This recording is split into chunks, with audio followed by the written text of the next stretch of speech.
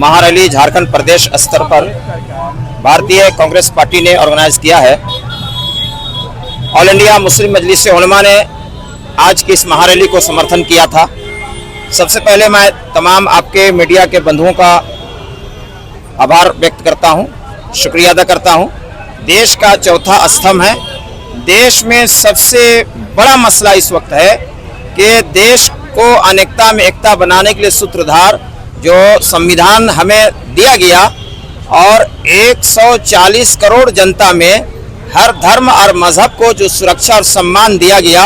यकीनी तौर पर आज संविधान के एक एक बिंदुओं को तार तार करने की फाशिस्ट ताकतें जो साजिश कर रही हैं, ऐसे में नेशनल कांग्रेस पार्टी की ये दायित्व और जिम्मेदारी थी कि जिसने इस देश की आज़ादी के लिए इसके बैनर में हिंदू, मुस्लिम, सिख, ईसाई, एसटी, एससी सभी एक साथ आए थे। आज दोबारा इस नए भारत में भारतीय संविधान डॉक्टर भीमराव, डॉक्टर अंबेडकर और महात्मा गांधी के आत्मा को संतुष्टि पहुंचाने के लिए झारखंड के इस धरती पर रांची राजधानी में कांग्रेस पार्टी ने गर्चे इस महारैली को बुलाया है, लेकिन ये जन सैलाब उमड़ आया है और ये बताना चाहता है कि भारतीय जनता पार्टी इस देश में सिर्फ सिंधु के पानी को बंद करके ये ना बताए, बल्कि पहलगाम में जो हमारे 28 बेकसूर सैलानियों का जो जान गया है, इससे पहले क्या है,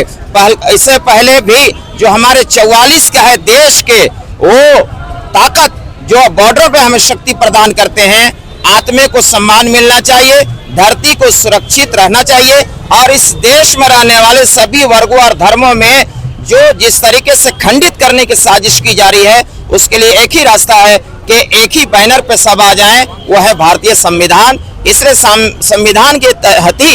एसटी को, एससी को, माइनॉरिटी को, ओबीसी को सबको रोजगार का भी अवसर दिया गया है, सुरक्षा का भी, सम्मान का भी और धर्मों और वर्गों को आपस में एक साथ रहने का भी जो खूबसूरत बागीचा दिया गया था। आज जरूरत है कि भीमराव डॉक्टर अंबेडकर द्वारा दिए गए इस संविधान का, हम तो ये कहते हैं कि झारखंड सरकार और भारत सरकार से भी कहना चाहते हैं, कॉलेजों में, यूनिवर्सिटियों में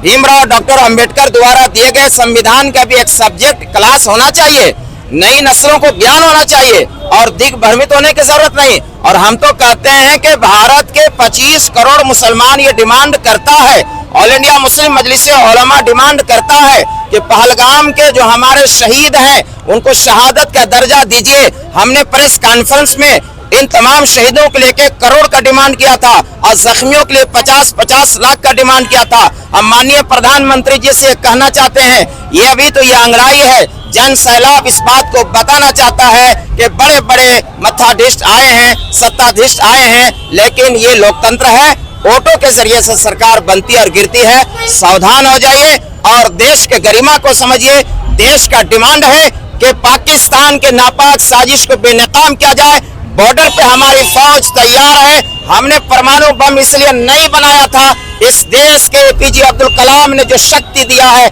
विश्व स्तरीय भारत के तिरंगा को लहराया है। हम ये चाहते हैं, आज क्या है, देश का 140 करोड़ जनता का डिमांड है कि सामाजिक न्याय इस देश पर हो और संविधान बचाओ रैली का भी यही क्या है, आज उद्देश्य है कि देश में हम आपस में घुल मिल करके रहें, जातिवाद, मजहबवाद के बुनियाद पर किसी के साथ जाति न किया जाए। पहलगाम के मामले देखिए,